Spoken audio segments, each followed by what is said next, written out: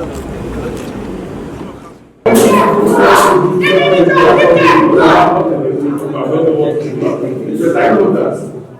come here and bring to people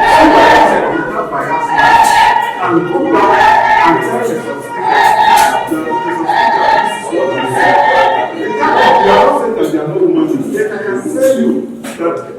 in this community, you cannot see Catholic up to 3 persons.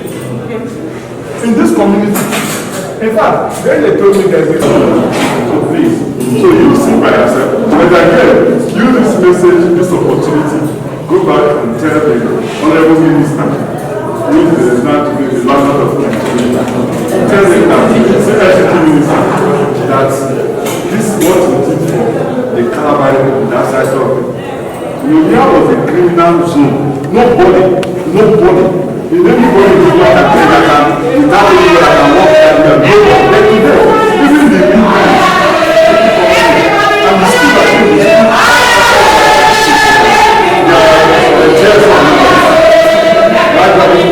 what they are waiting for you, pass the law, and let me allow that this thing is done by state government and it is not address our state and all our stakeholders. It will be sad for the government of Rivers State to spend money, taxpayers' money, government money, to purchase facilities of this nature, to bring our schools to standard, to compete with every other school in the world. Then we will use our hand and our selfish interest to destroy it. Our state has grown beyond a level where we will be destroying. What we'll be doing now is to build and consolidate. And so on this ground, from what we have seen today, we will expedite action to ensure that these facilities taxpayer money has cost will be put into use immediately. So I really emphasize to the Accelerator people, especially the chairman, who is doing as a contact to everybody, that have no issue to worry. The assembly will do what is needed to be done. Because by the constitution of the Federal Republic of Nigeria, we are constituted to do what we are doing today. To come and do an oversight function on all government expenditures, properties, and spendings. This is already a school built by Rivers State government. So the Catholic cannot lay hands to it anymore. Thank you. We will do the necessary legislation to return it back to the people of Asaitor and the people of Rivers State. Thank you and God bless you. Thank you, sir. We have seen what we are here to see. What they say is okay. They have seen the resolution that all the always had a nomadic experience. We have been going. It was KNC, a co-educational institution. After that, King J.T. Princeville and his Council of Chiefs, they now applied for another school because of overpopulation in KNC. But the Honorable Minister graciously agreed, then Honorable Minister of Education agreed, that what they can give, a concession, I have the paper, that the concession they can give to the community is that they should separate the boys from the girls, which they did. In 1967, 1966, in fact 1938, when KNC was opened, it was opened by the Baptist Convention, managed by the Baptist Convention. And after some time, when the Baptists left in 1965, in 1966, they approached the Catholics to come and manage it. They were there when this, before that time, already that letter of approval for the separation of both boys and girls school had come. Proceeds for the building of that school was gotten from the school fees and from the donation of individuals from the community. There has never been a time when the Catholics contributed in any way. They were considering two sides, that of Edo and here. Finally, they said it was quicker at Edo. They went and kept the school at Edo.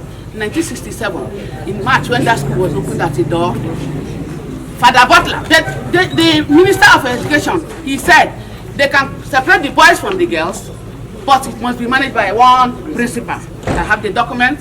Father Butler is, go to my bag, let me that document, let me give our House of Assembly member. Father Butler was the principal of both the girls' school and the boys' school. So I have all of them on paper. When they established that school, The following year, the Civil War broke, and they left. All the Catholics left. 1967. See the concession. Father. See it. Calabar Girls High School, 1967.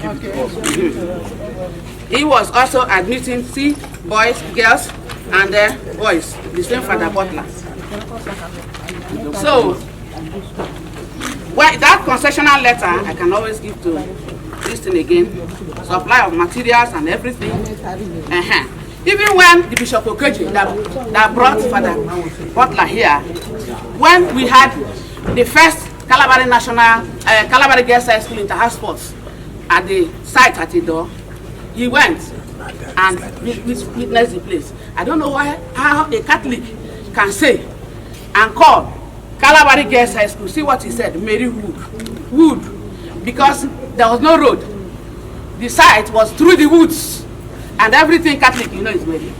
If you now look around this whole premises, I will go back.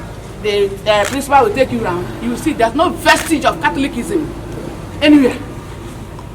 This school was built. We passed over here in 1976. Formerly, the school was opened in 1977.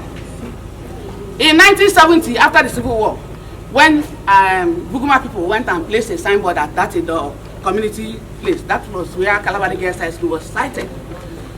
They now said, the people said, no, that place is their own.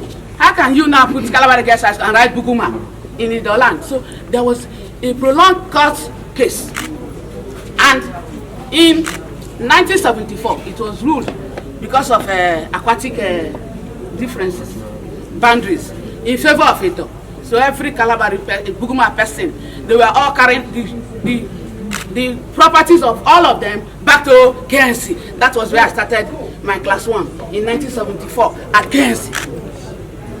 1975, they built a bachelor house behind Professor Hutton's house for the school. That's why I said this school has had a nomadic experience. When they were there, the tide used to come in and out. And the buyers again approached the then Commissioner of Education, who was also a son of the soil, that this place, this compound now that was under construction at that time for KCC to leave that zinc place, he now assented that the school should be transferred to here. I came in here in class 3. This is not somebody else is telling me. So this school, there was nowhere in the history of this thing that Catholics were still building secondary schools at that time. All schools were taken over by the Catholics in 1970, by the government in 1970. This school cannot be an exception. There has never been. That's why when they came, I was principal here. When they came, I said, hey, this school new. I said, look, the contractor here is also a son of the soil. Okay, the Sokarari and Sons. You can also get the contract paper from me. So which one are they claiming? Is it this one, or the one behind Professor Hutton's house, or the one at the door? Please tell our speaker that we have the school. What you are doing is to right what has been wrong. We cannot overemphasize what we have lost. Thank you so much. Thank you. I thank the former administration, because we were crying. This place was a no-go area. I was the last principal to live here, and this place was plundered. It was all bush. Today we have come in. I'm very glad, and I thank every one of you for doing what is right. Thank you. Thank you very much. Chairman of Council.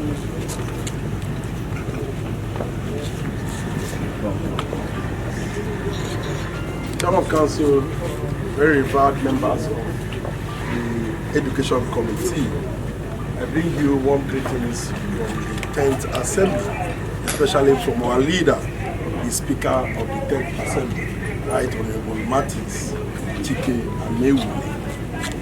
We have heard from our chairman, we have also heard from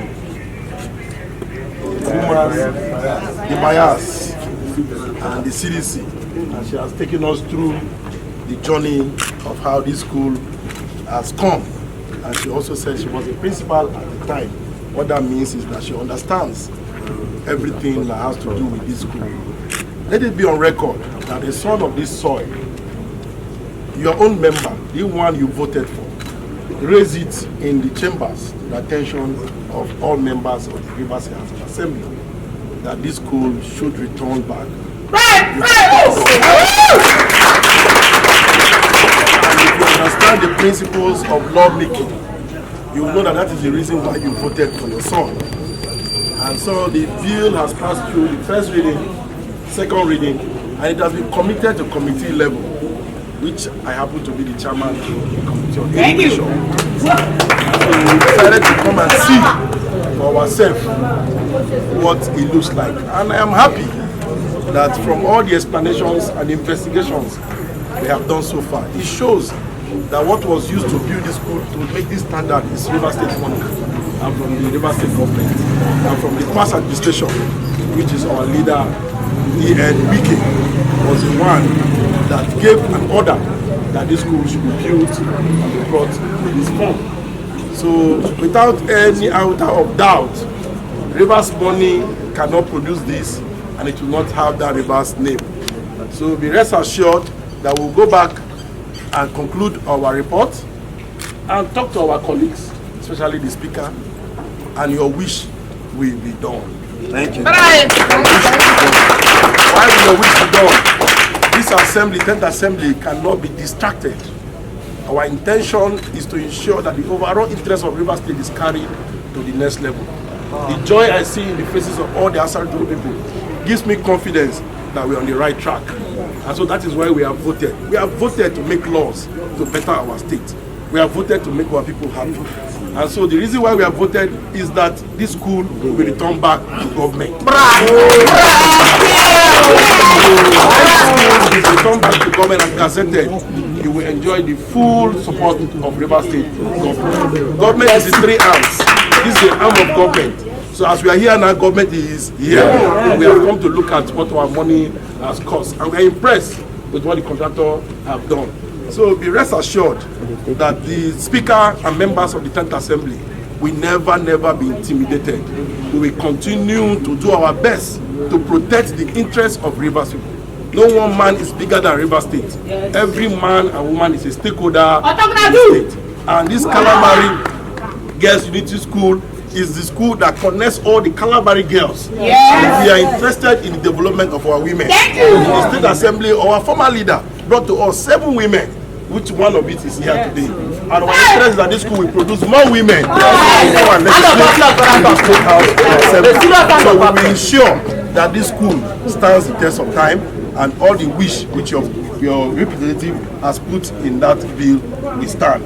Thank you, and God bless you. And continue to pray for our state, continue to pray for our leader, Wike, and continue to pray for the Federal Republic of Nigeria. Thank you, and God bless you. The government of River State, at the appropriate time, will do the needful. Because when our arm of government finish, we will package it to the executive. And which I believe, when it gets to the executive, they will do what is required for the executive to do. On that note, I want to thank all of you for coming out to welcome us in the short notice to hear that we are coming. That shows solidarity. That shows the interest you have for your community. That shows the interest you have for your local government. And we will not disappoint you. Thank you, and God bless you.